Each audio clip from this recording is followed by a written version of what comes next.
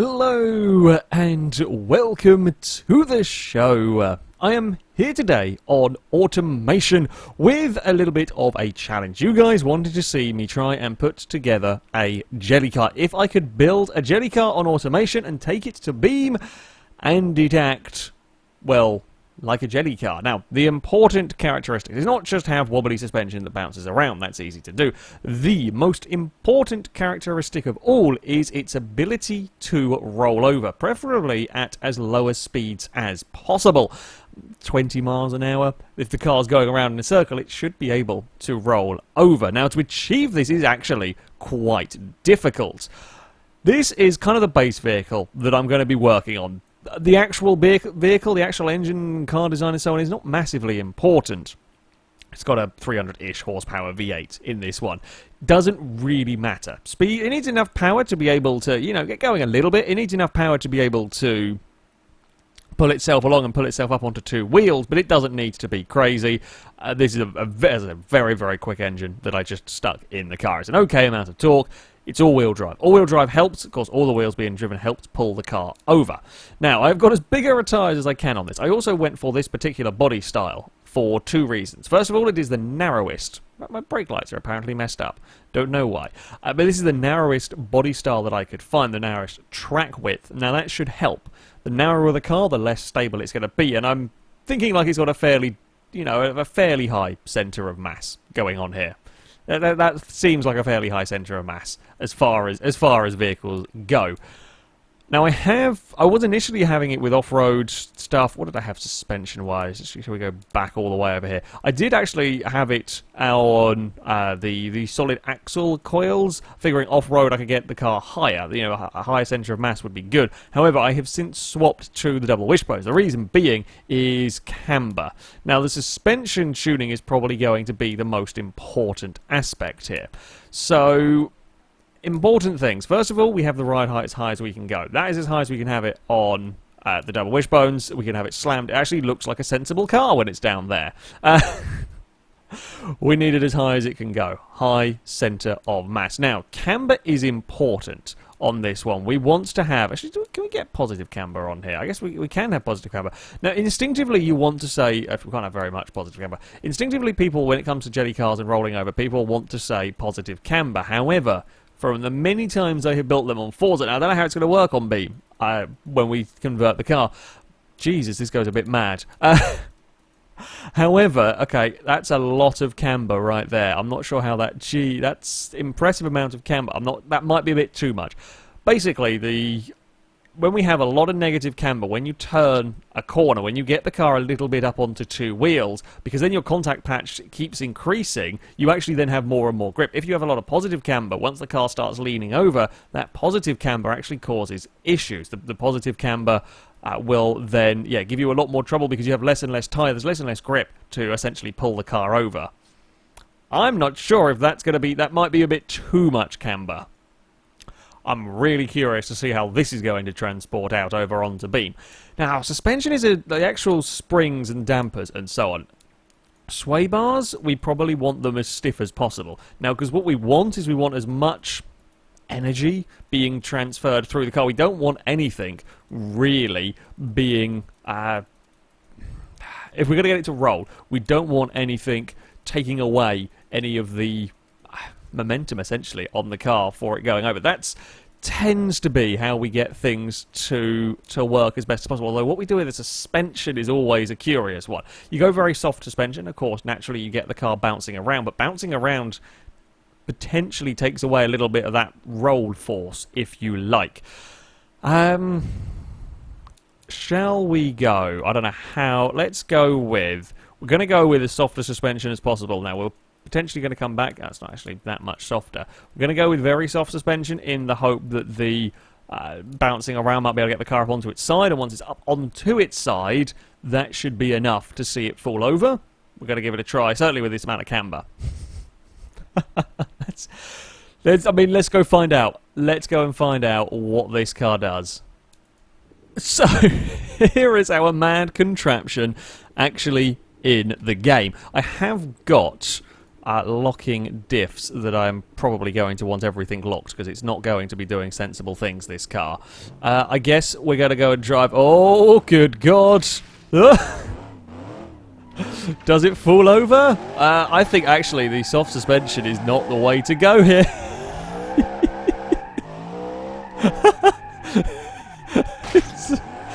It's the baddest thing.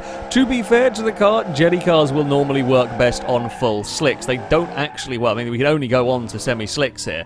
From automation, you can only have up to semi-slicks. I think, oh, maybe a bit of curb. Hey, a little bit of curb is all it takes to help us over. Yeah, jelly cars very much work best on full slicks. It's kind of a strange thing, but it is essentially a case of grip rolling. That's what we are making happen with the cars. Oh, it kind of goes up a little bit on its own. I think there are two things at play here that don't help it. The suspension is too soft, so everything's compressing rather than helping the car go up onto its side and roll over. It's also, as you can imagine, it's not very easy to drive, but I will say I very much expected worse. Like, this is very stupid. This is very stupid, in case you hadn't guessed by just the look of it. It shouldn't even be drivable at all, but this is doing better than I expected it to in many ways. Although once we're on the gravel, we're going that way. I'm not actually doing anything. We were just going that way. If things do go wrong, it doesn't really turn. If things do go wrong, there is nothing in the way of the turning here. There's nothing at all in the way of the turning. Yeah, as far as rolling over on its own goes, it's not really going to happen. I mean, the good news that this tells me, the thing that this is telling me right here, is that if we can get it up on its side, I mean, a jelly car is going to work perfectly. Because all this is taking is it's taking that little bit of a hit off of a curb or off of whatever it might be, and once that's put it on its side, it is over. It is straight away over. There's no curbs up here, is there, for me to hit? There's nothing up here, actually, because this is kind of a decent length straight. How fast can the jelly wobblemobile go? Can I crack 100? Funny thing is, this is more stable than my 1300 horsepower K car. It is 112 miles an hour in this. Oh, God. Oh, no, that's not going to make the turn, though. It's definitely not going to make the turn. I mean, honestly, it doesn't really look any more broken than it was kind of when we started. Might be my favourite thing I've ever built. So, yeah, the good news, if we take aside the suspension doing all manner of funkies, it will not take much to roll this. If we can go just nice and... It's actually very difficult to go nice and slowly and aim the car where you want it to go. Yeah, I mean, once that's up on its side, that's all it takes. It's bang and it's over. Okay, good news. In all of this weirdness, some good news. So, a couple of quick tweaks later, and we have now got a less wobbly of vehicles. I did notice when changes. I've now put the suspension as stiff as it can possibly go. The comfort penalty was minus 280% on automation. So this is about the most uncomfortable vehicle that you can possibly drive. It's now too stiff. I think there's probably a happy medium in the middle between the car being too... Now, I have no doubt that this is going to make a tremendous falling over vehicle. Like, this is going to brush a curb. Oh, it doesn't really make a corner very well there. Yeah, this is going to make you touch a curb and this will probably fall over. I didn't actually hit the sausage curb well enough to make that one go. It might now be, yeah, too stiff. Because there needs to be an element of movement in the suspension. Otherwise, it doesn't... are we going to... Oh, no, okay. There needs to be an element of movement going on in the suspension. Otherwise, we can't get the roll completed, essentially. If it's too soft, you have it just wallowing around, as we saw last time. And if it is too stiff, it then will refuse to apparently go up onto its side. If it does go up onto its side, this will, I would imagine, go straight over. Here we go, at the curb. No, it actually comes back down again. Interesting. Okay, so the ultra stiff... Now, the incredible levels of camber might not help too much with this. I think it is... Yeah, I think we need an element of give in the suspension, perhaps more than this. It is, in some ways, a bit better to drive like this than we had it with the wobbling around. Surprisingly competent, all things said and done. Yeah, okay, so that is actually impressively rock-hard suspension that you get here. You are probably going to be better... No. I was going to say, is it better to handbrake? I think the diffs won't be helping it, actually, with the turning. What happens if we do turn the locking diffs off? Just out of curiosity in this. It will probably mean that if the car got up onto its side, it would stop all of the power being able to be put down. But let's have a look. No, I mean, yeah, we hit the curb hard. It got up onto two wheels. We were fully steering. Okay. It was worth a try. However, with the fully stiff suspension, not going to happen. Well, I tried a couple of things with the vehicle, and stiffer suspension doesn't work whatsoever. It's just not going to get the body moving. This is slightly stiffer than it was initially. Yeah, we don't have the grip is the problem. Is we don't physically have the grip to get the car to do... Oi! to do what we want in terms of an ultimate jelly vehicle. If we can get it up onto its side, I mean, it might actually not help. The amount of camber might actually be a little bit counter to what we need in some ways. I think the problem is we need it for when we get the car up onto its side, because then you've got the tyre at the angle you want it to be at. However, you don't necessarily have it at the angle you want it to be at. You can't have it at the angle you want it to be at everywhere. Is the basic, the basis of it. Oh, we don't really stop at all. It doesn't turn too badly a lot of the time, and when it does, when you are struggling for turning, you are really struggling for turning. We're going to see this topple over at the curb here. Come on, we should be able to roll this, surely. No, it doesn't want to go. Might just be that I'm hitting it at a little bit of a funky angle. Let's go run it down here with the very, very soft suspension. We gotta smack... We have already rolled the version 1 off of this curb. There we go. Yeah, it will go off of that curb. Also, it does help that the road is a little bit banked down there. So, from what I have learned here is that, of course, you want the softer suspension. Softer suspension. Ooh, have I bent something at a very... Oh, I might have bent something at a very funky angle. Oh, that's not good. We've built unintentionally built a crabmobile. You gotta dig in and roll. I'm actually very surprised you didn't dig in. There we go. Okay, so soft suspension, good. I think the last thing I've got to try really with this is perhaps slightly less on the mad camber. Slightly less on the mad camber is going to be potentially the way to go. So here we have got another version of the car. It's got pretty much half the camber of our first iteration, back on the very soft suspension. But I mean, this is still a lot of camber that we have got going on here. Are you going to have... That's perfect. That is absolutely what we wanted. We've built a proper jelly car. I don't quite know what speed that one was going at, but that is basically what you want. That is about 20 or so miles. Okay, let's go for 20 miles. I think our record for the lowest ever speed roll is about... Okay, it can't quite do... oh, there we go, 13. That is almost as good as the Delta S4. It is not quite there. I think the Delta S4 was 11 miles an hour it would go over at. This will go over, it's 12, 13 miles an hour is what it takes for the car to roll over. The ultra soft suspension combined with a little bit more camber. The problem with this, actually to be fair, I never did a circle test with this. What does this do here? The diffs. Hold on, we haven't actually locked the diffs up with this.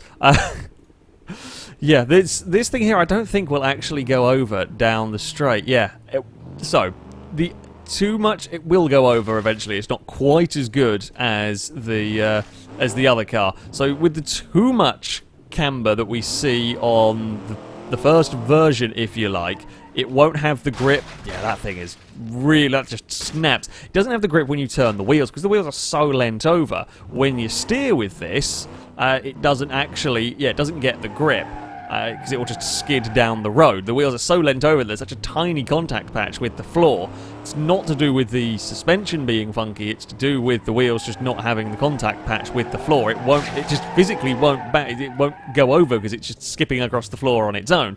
Whereas this thing Can we do a lap of this circuit even without falling over? I don't know. This thing's actually relatively drivable, and that's another important aspect of a jelly car. Yeah, that is the most savage jelly car I think I've driven. That's brilliant.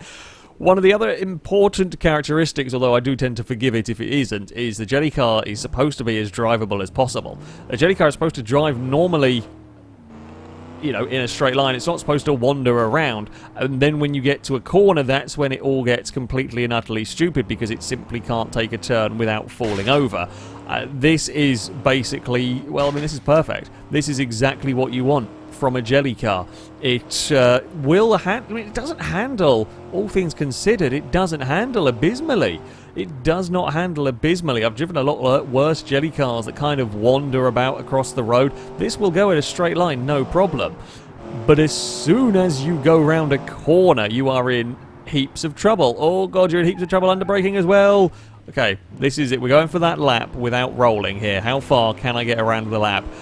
I mean, I say I could inch along. 20 miles an hour, sub 20 miles an hour. It does a little dance under braking because the suspension's so soft. All it takes is 13 or 12 miles an hour to get the car to tumble over. I think it is still fractionally beaten by the Delta S4, but that Delta was running on slick tyres. Bear in mind, this is still on semi-slick tyres. It is as racier tyres as you get on automation. However, more grip is, well, easier to roll, because we're essentially doing grip rolls here. I know it's a bit of a strange thing, but you are essentially going for a grip roll with this. So, yeah, full-on racing slick tyres. You know, the drag tyres that you get on cars on Beam, you put that on this, and, I mean, that would fall over very easily, essentially. I'm still almost getting up towards 100 miles. I want to get up towards 100 miles an hour just to say I have. However, I think we're going to have a crash, because I can't slow it down. Oh, it's gone for a roll. Yeah. Ow. The wing mirror stayed on, though. I mean, that's something. I'm not sure if this is going to be better or worse after it's been crashed, quite frankly. Trying to go speedy down there is probably not a good idea. I mean, not much of what I've done here today is a good idea. Oh! Fallen over again. I also like how... Oh, that's a savage flip. The comfort rating on the car when it was in the maximum stiffness setting was, as I said, minus 270 something. This currently comfort rating is at about 80-90%. Not quite sure how that works. I mean, I'm not entirely sure how that works. It's all sorts of very bad to drive. Now this has gone to the undrivable stage of a jelly car, where it'll flip over, but in between the corners it is completely and utterly unusable. I don't even know if this is going to flip over now, because everything's buckled at weird angles, so it probably won't even flip over. To answer your question, folks, can you build a jelly car on automation and have it work in Beam?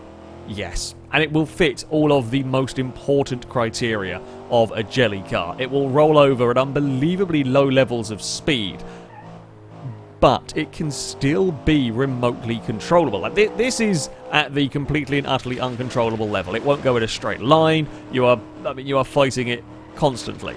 However, when the car is fixed, when the car is in pristine condition, I was going to do a J-turn, and then I thought, no, that's going to end up in us upside down immediately and damage it. Yeah, when it's in pristine condition, I mean, it will go, I'm not touching, you can see I'm not touching the steering here.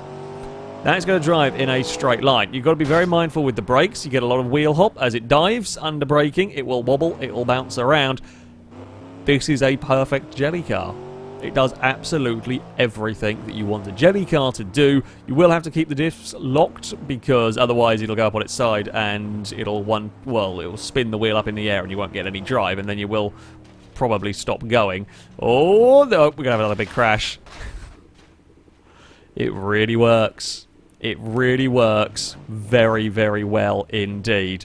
Now, I'm sure with a bit of tweaking, there might even be a way to get it to go over at lower speeds. We might even be able to get it to go, oh, come on, fall over at like 10. I'd love to see a jelly car beat the Delta. A jelly car built by me. Oh, I mean, I had to put it up to 12, though, before it would go over. It really is, it's 12 miles an hour, and that's when you see the car fall over. We've done it. A jelly car, built in Beam, built in automation, sorry, works in Beam, will fall over and go around corners as a jelly car should. What a vehicle. I love that automation lets you go this crazy as well. I mean, we had 30 degrees of camber in a stupid way. I love that automation will let you go this crazy. Oh, can we do a reverse? Can we fall over in reverse? This is notoriously difficult, actually, to get a car to do.